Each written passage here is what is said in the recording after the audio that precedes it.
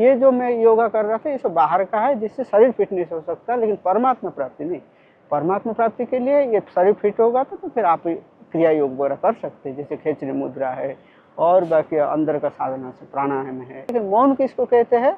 मौन का मतलब जो हमारा 10 इंद्रियां है वो मौन रखना है। जैसे आंख देखना, मतलब वो आंखों को मौन रखना है। आंखों का मौन का मतलब बंद कर देना नहीं है। हमको शास्त्र के हिसाब से क्या देखना चाहिए क्या नहीं देखना चाहिए, वो जाते शास्त्र के हिसाब से हम देख रहे हैं तो वो मौन ही है। साथियों, जैसे कि अभी जिन महाराज जी के एक बार यहाँ पर हम नदी पार कर रहे थे, अभी हम नदी के पार कर रहे थे किसी संतों की तलाश के लिए, तभी हमें महाराज जी यहाँ पर एक योगा करते हुए संत भगवान दिखाई दिए। जैसे आप देख पा रहे हो, यहाँ पर संत भगवान अपने योगा कर रहे हैं, जैसे आप दर्शन कर पा रहे हो, और यहाँ पर कोई एक्सरसाइज कर रहे हैं संत भगवान। साथियों, एक बात और साथियों, अब कोशिश करेंगे पहले महाराज जी अपने नित्य कर्म कर लें, उसके बाद महाराज जी से आज्ञा लेंगे और कोशिश करेंगे कि आज की सत्संग योगा की तरफ जा सकती है क्या, क्या आज की सत्संग में हमें योगा संबंधित जानकारी मिल सकती है क्या, वो पूरी कोशिश करेंगे। मिल जाए तो हमारी आज बहुत सारे भक्तों का, बहुत सारे साधकों के लिए अच्छा रहेगा, तो कोशिश रहेगी। आपको क्या लगता है, मिल जाएगी क्या? मुझे विश्वास है गुरु कृपा पे कहीं ना कहीं मिल जाएगी। तो आप भी एक बार महाराज जी के योगा के दर्शन करवा देता हूँ।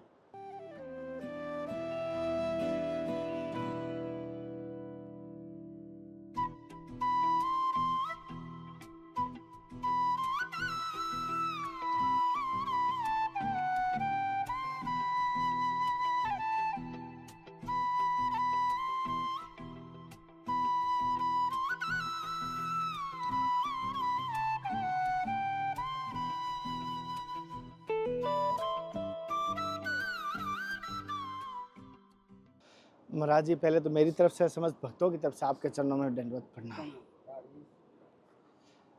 प्रभु जी, जैसे कि अभी आप जो मैं देख रहा था, आप योगा कर रहे थे सुबह सुबह, तो ये इसे कौन सा योगा कहते हैं? जैसे एक तो हमारे क्या कहते हैं बाबा रामदेव करते हैं वो योगा है, क्या ये हमारे शास्त्रों वेदों में योग शास्त्र के अनुसार बताया गया क्या वो योगा है? क्या हमारे जो भगवान की प्राप्ति के लिए योग साधना की जाती है, हिमालय के केंद्रों में बहुत सारे संत करते हैं, और जैसे कि मैंने बहुत सारे संतों को देखा, पिछली बार भी एक संतों को देखा, जैसे 99 साल के संत थे और योगा के माध्यम से अपने हष्ट पुष्ट थे। तो असलियत में जो आप अभी योगा कर रहे थे, ये कौन सी योगा है और योगा का जीवन में क्या महत्व है? देखिए, मनुष्य जीवन का परम प्राप्ति जो है वो भगवान का प्राप्ति है। तो लक्ष्य परमात्मा का प्राप्ति कैसे होगा? तो इसके लिए इस योगा से डायरेक्ट तो प्राप्ति नहीं होगा, इससे भगवान का दर्शन नहीं होने वाला है।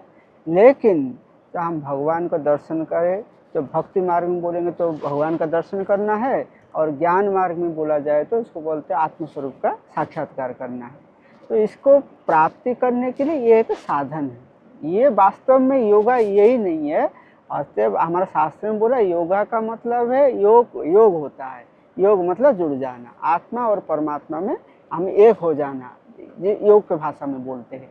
और भगवान यदि भक्ति के हिसाब से देखा जाए तो हम भगवान का दर्शन हो जाना।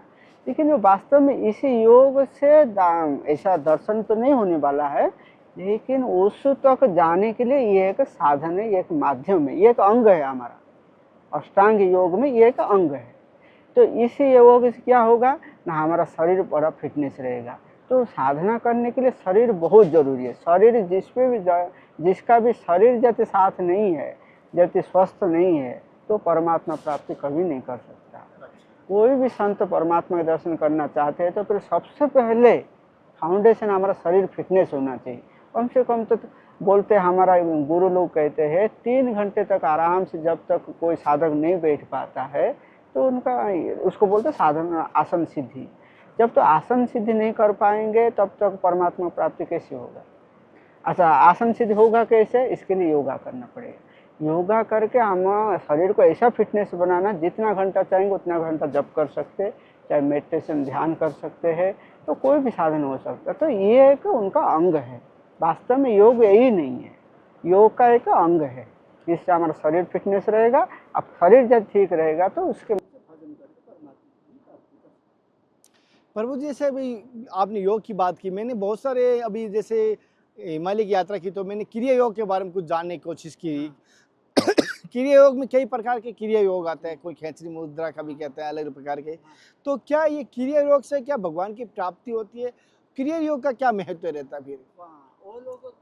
परमात्मा की प्राप्ति का मतलब क्रिया योग के माध्यम में वो लोग अपनी भाषा में बोलते हैं आत्म साक्षात्कार। योग के माध्यम में क्रिया का योग उसको कहते हैं जो बाहर नहीं, जैसे हम अब योगा कर रहे थे तो ये बाहर दिख रहा था, लेकिन क्रिया योग का है ये सब अंदर का प्रणाली है, अंदर चीज है। अंदर में क्या किस चीज का हम ध्यान करेंगे, ये खेचरी मुद्रा वगैरह वो बाहर में योग का नहीं है। क्रिया योग का मुख्य चीज है अंदर में योग करना है। अंदर का योग का क्या है, जैसे गुरु कई चीज तो गुप्त रखना पड़ता है, लेकिन जितना जरूरी हम उतना बता सकते हैं।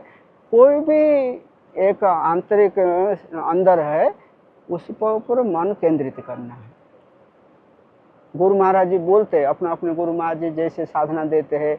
कोई बोलता है हमारा हृदय में ध्यान करो, हाँ, कोई कहता है हमारा त्रिपुटी पर आज्ञा चक्र पर ध्यान करो। कोई जिस गुरु जी जिस मार्ग में बताए उसी हिसाब से हमको ध्यान करना पड़ेगा, उसको बोलते क्रिया योग। वो अंदर का चीज है, वो बाहर बिल्कुल कुछ नहीं है। ये जो मैं योगा कर रहा था ये सब बाहर का है, जिससे शरीर फिटनेस हो सकता है, लेकिन परमात्मा प्राप्ति नहीं। परमात्मा प्राप्ति के लिए ये शरीर फिट होगा तो फिर आप क्रिया योग वगैरह कर सकते हैं, जैसे खेचरी मुद्रा है और बाकी अंदर का साधना से प्राणायाम है, इसमें कर सकते। प्रभु जी आपका शुभ नाम? मेरा नाम है जगत चैतन्य। साथियों, जैसे महाराज जी से हम सत्संग लेंगे, थोड़ी बीच में नॉइज आ रही है तो मुझे माफ़ कर देना, क्योंकि थोड़ी नदी के पास में बैठे हैं और नदी के पास में बैठे कल कल कल कर ऐसा लग रहा है हर हर हर हर बोल रही है, तो एक अलग आनंद आ रहा है। और नदी के पास जैसे महाराज जी ध्यान योग कर रहे हैं तो मेरे को पता है कि नदी का एक अलग महत्व रहता है। नदी हुए तालाब, जल का एक साधना में बड़ा महत्व माना गया है, जल साधना का भी। जैसे महाराज एक चीज़ और पूछना चाहता हूँ आपकी दृष्टि से, अनुभव के आधार पर बताना, मैं ज़्यादा नहीं कहूँगा। संत कहते किसे और साधु कहते किसे हैं, और योगी और किसे कहते हैं, और मुनि कहते किसे, ऋषि मुनि जैसे किसे कहते हैं? एक तो वास्तव में जैसे गहरा दृष्टि देखा जाए तो ये सब पर्यायवाची शब्द ही है। लेकिन साधु चाहे मुनि, और जैसे थोड़ा हम और जाए तो जो मौन हो जाए, मौन का मतलब है मुख बंद कर देना नहीं, जो मौन को ही मुनि कहते हैं। अब ये देखा जाए मौन किसको कहते हैं, मौन मतलब कुछ बोलना नहीं, इसका नहीं मौन, मौन को ही मुनि कहते हैं। लेकिन मौन किसको कहते हैं, मौन का मतलब जो हमारा 10 इंद्रियां है वो मौन रखना है। जैसे आंख देखना, मतलब वो आंखों को मौन रखना है। आंखों का मौन का मतलब बंद कर देना नहीं है।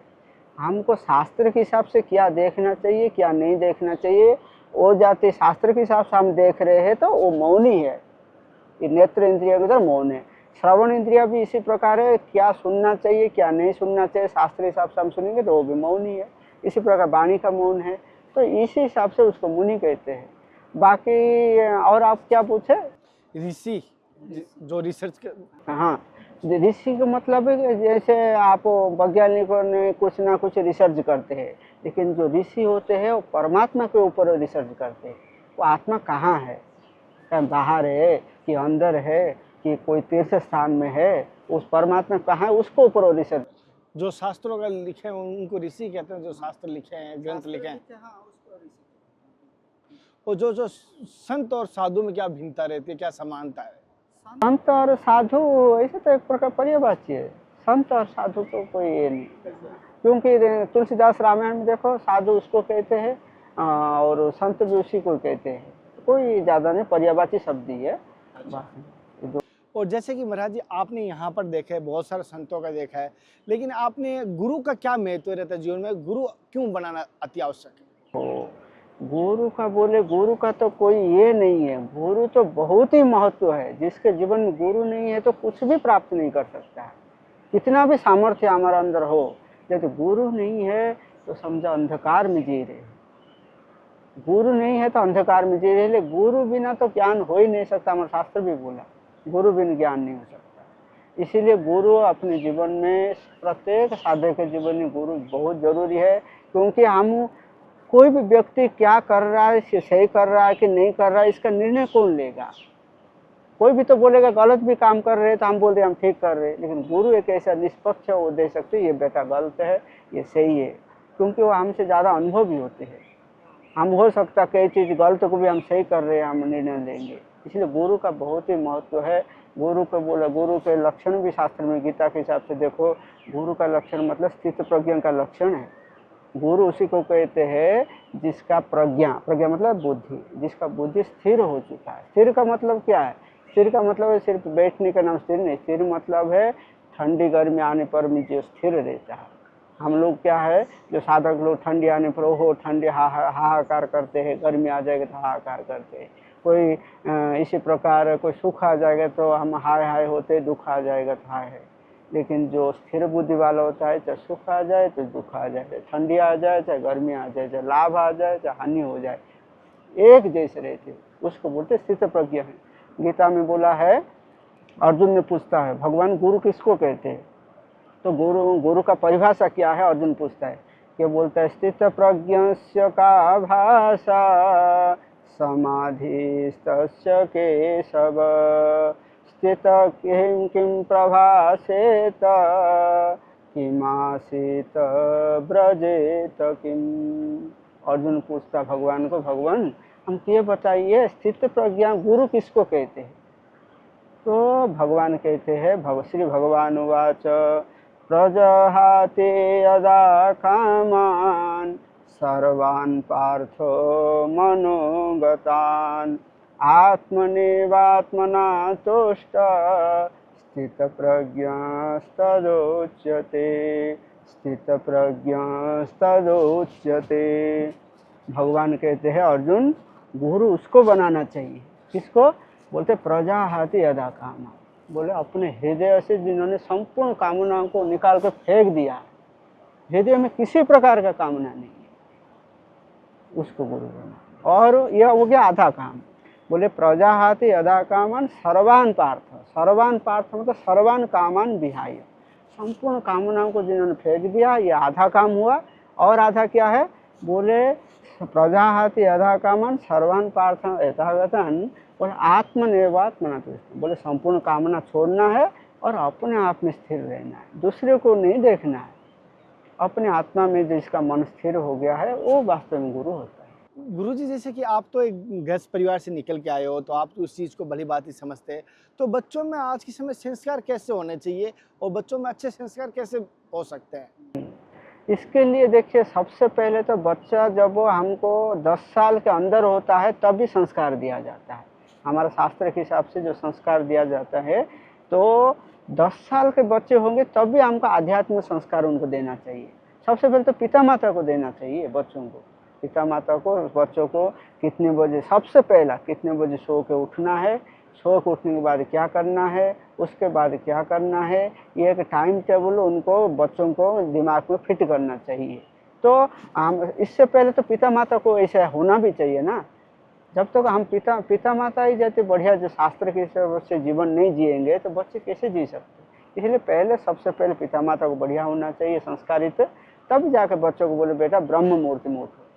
ब्रह्म मुहूर्त में जो भी बच्चा उठता नहीं है वो कभी उनको कोई सुधार नहीं सकता। यह हमारे शास्त्र में नियम है कि ब्रह्म मुहूर्त में उठो। ब्रह्म मुहूर्त का मतलब है कम से कम सूर्य उदय होने से पहले 1.5 घंटा पहले उठ जाना चाहिए। उठ के स्नान करे, स्नान करके अपने अपने हिसाब से संध्या वंदन करे, जो भी गुरु महाराज से मंत्र नाम जप करो, और समय से आप भोजन करो, समय सब टाइम का बड़ा पालन करना चाहिए, अनुशासित होना चाहिए। तब जाके ये सब संस्कार पहले बचपन में दिया जाता। हमारा मुख्य कारण बच्चों को बिगड़ने का है, बचपन में बिल्कुल ही संस्कार नहीं देते बच्चों को। अब जब बड़े हो जाते हैं तो जब उनको जो दूसरे ज्ञान उनके मन में आ जाता है तब संस्कार जब देते तब कोई फायदा नहीं होता। इसलिए मेरे कहना है बचपन में संस्कार दीजिए। जो कहते कुछ दिन के लिए आश्रम में बच्चों को छोड़ना चाहिए, चाहे 2 ही दिन के लिए, संडे हो चाहे शनिवार रविवार छुट्टी होता, 2 दिन आश्रम में छोड़ो तो संत लोग वो देखेंगे और बाकी संत लोग उनको सिखाएंगे भी। पहले ऐसे होता था, बड़े बड़े राजा लोग भी अपने बच्चों को कुछ दिन के लिए आश्रम में छोड़ आते थे। तो आश्रम में का जो माहौल होता है तो बच्चों के अंदर तुरंत चित्त में बैठ जाता है। वो देखते ही होते ओहो संत लोग 3 बजे 4 बजे उठते, तो वो भी कोशिश करता है। इसलिए मैं तो चाहता हूँ कि बचपन में उनको या तो खुद संस्कार नहीं दे पा रहे जो पिता माता, उनको आश्रम में लाइए। आश्रम में लाकर उनको कोई भी संत से बोलिए हमारा बच्चों का अच्छा संस्कार दीजिए। तो आश्रम में लाते रहेंगे तो कम से कम संत लोग भी संस्कार दे सकते हैं। और सुबह से आपकी दिनचर्या कैसी रहती है? दिनचर्या ये है, ठंडी में मैं 4:30 बजे उठता हूँ, और गर्मी में अभी बस अब गर्मी आने वाला है, उसके बाद हम 3:30 बजे उठता हूँ। सुबह उठूँगा, उठ के 1 घंटा मेरे को लगता है, 1 घंटा अपना सब पवित्रता होने के लिए स्नान करना, शौच, स्नान, ब्रश, 1 घंटा। ठीक 4:30 बजे उठना, 5:30 बजे अपने आसन में बैठ जाना है भजन में, स्नान पान करके 5:30 बजे अपने मेडिटेशन में बैठ जाना। 1 घंटा मैं मेडिटेशन करता हूँ। 4:30 से 5:30 पहले स्नान वगैरह कर लेता हूँ, 5:30 से 6:30 बजे मेडिटेशन करूँगा। फिर 6:30 बजे से लेकर संध्या वंदन करूँगा, जो गुरु महाराज जी नाम जप दिए, नाम जप करूँगा, संध्या वंदन करूँगा 1 घंटा। उसके बाद मैं रोज़ योगा करता हूँ, रोज़ योगा करता हूँ और कुछ लोगों को सिखाता भी हूँ।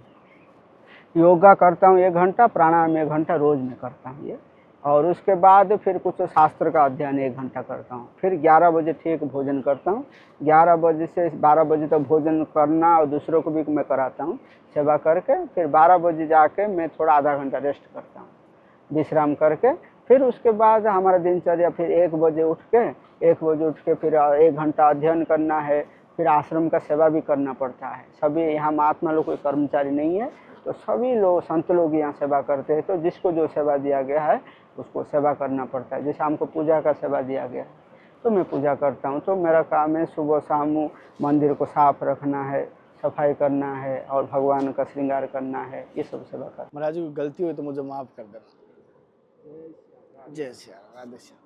साथियों, जैसे महाराज जी से योगा के बारे में चर्चा की महाराज जी से, और महाराज जी सत्संग हम जारी रखेंगे साथियों, और महाराज जी से वापस हम संपर्क करेंगे, आपसे सत्संग लेने की कोशिश करेंगे। लेकिन ये आपको योगा के ऊपर महाराज जी का दर्शन हुआ तो मैंने उसके लिए आपको सत्संग सुनाई, और कैसी लगी मुझे जरूर बताना। ऐसी लगातार आपको संतों के दर्शन करवाता रहूँगा। अगले दर्शन के साथ फिर मिलते हैं, तब तक जय हिंद, वंदे मातरम, हर हर महादेव, हर हर कृष्णा। हे नाथ, हे मेरे नाथ, मैं आपको भूलूं नहीं। जय गुरुदेव, जय संत भगवान।